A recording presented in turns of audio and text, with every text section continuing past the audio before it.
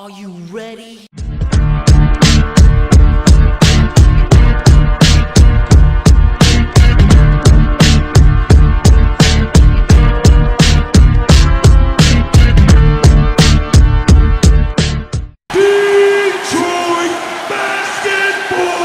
How's it going, peeps? It's your boy Ozzy in this beautiful weather today.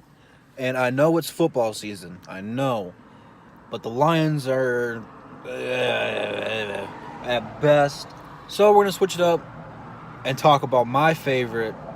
You guessed it. Detroit basketball! I have a lot of expectations for this team this year. Knock on wood, they don't let us down this year. We've been solid, even understand Van Gundy.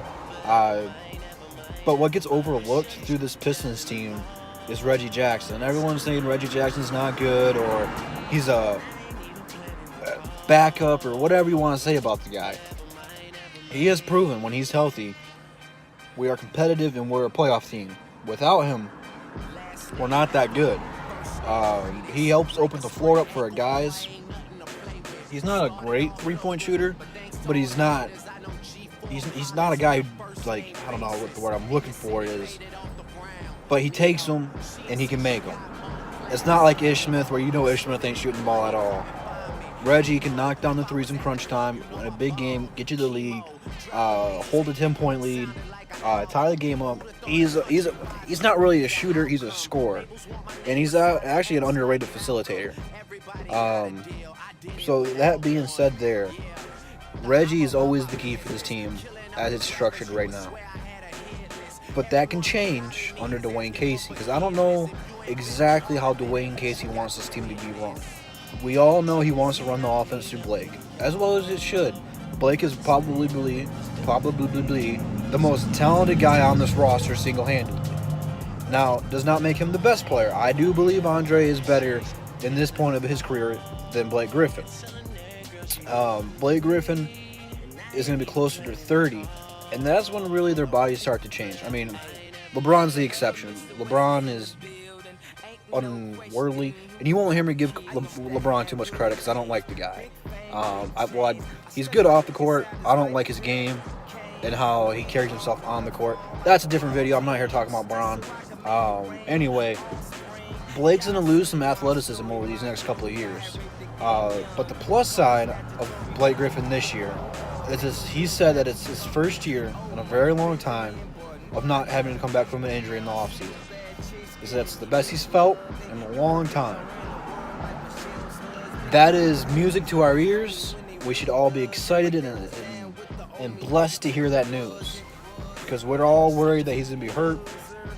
And if him and Reggie are hurt at the same time, we got nothing going on.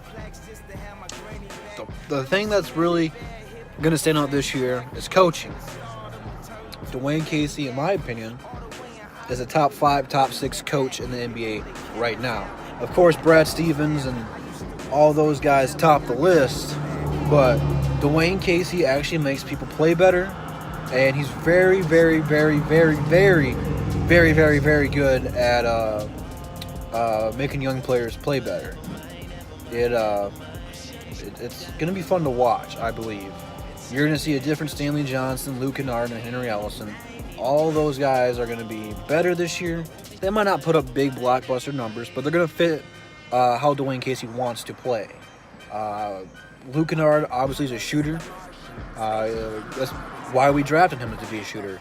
Was marked as the best shooter in the draft of his class. Although people said we should take Donovan Mitchell. It's kind of early to talk about that since the guy played one good year. You got to do that like 5 years after the league, but Luke Kennard is going to fit perfectly under Dwayne Casey because Dwayne Casey wants to shoot more threes. He's a good three-point shooter. I just seen this the other day that they gave Andre Drummond the green light to shoot threes if they're disrespected. Now, before you guys freak out about this, and before you think he doesn't pull him up like Steph Curry, he probably won't shoot one every game. What happened with Valanciunas a little bit last year, where they just kind of left him open, and at first he wasn't shooting him, and then he started shooting him and got a little bit more confident and pulled it. But Dre's been working at it.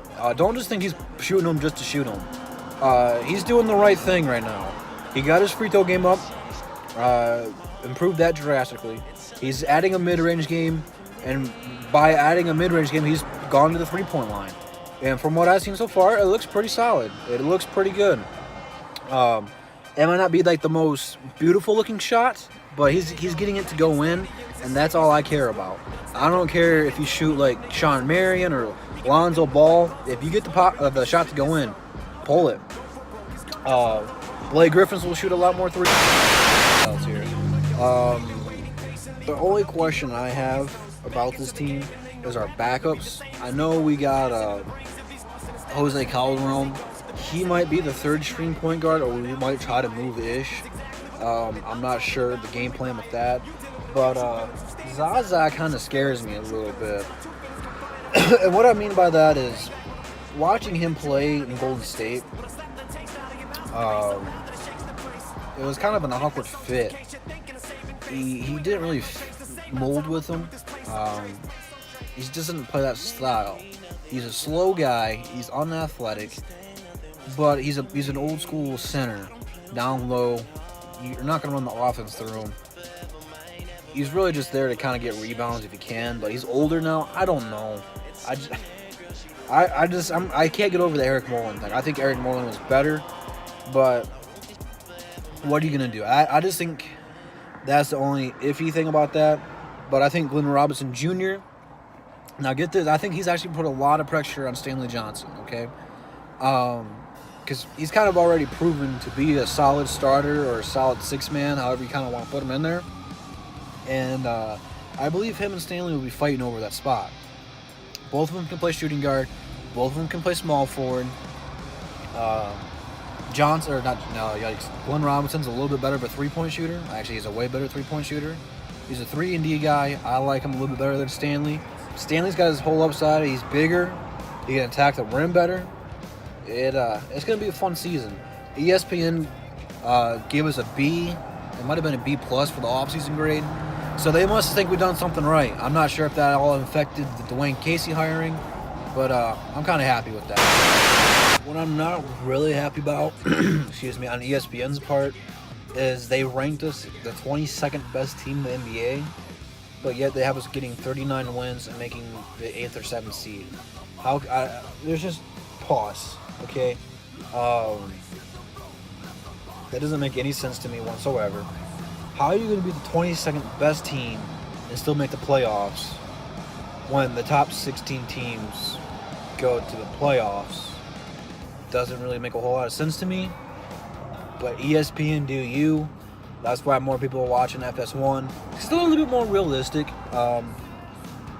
I just, to be honest, I got the Pistons as high as I can possibly put them. Maybe like a 4th or 5th seed. They had the potential and the talent to be one of the best teams in the East and the NBA. Especially now that LeBron's gone. You don't got to worry about him. The Cavs, they're not going to be good. You really got Boston, Philly, and Toronto as the front runners. Man, I don't know what's going on. But they're the front runners to win the East. Boston obviously being the favorite. But rather than that, it's wide open. Anything can happen, man. So I'm looking forward to the season.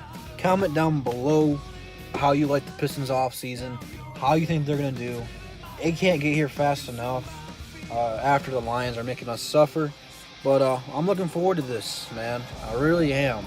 I haven't been this happy or excited for basketballs to start in a very long time. So, with that being said, check the description for all the plugs. Follow me on social media. All the links are in there. And I'll see you guys in the next one.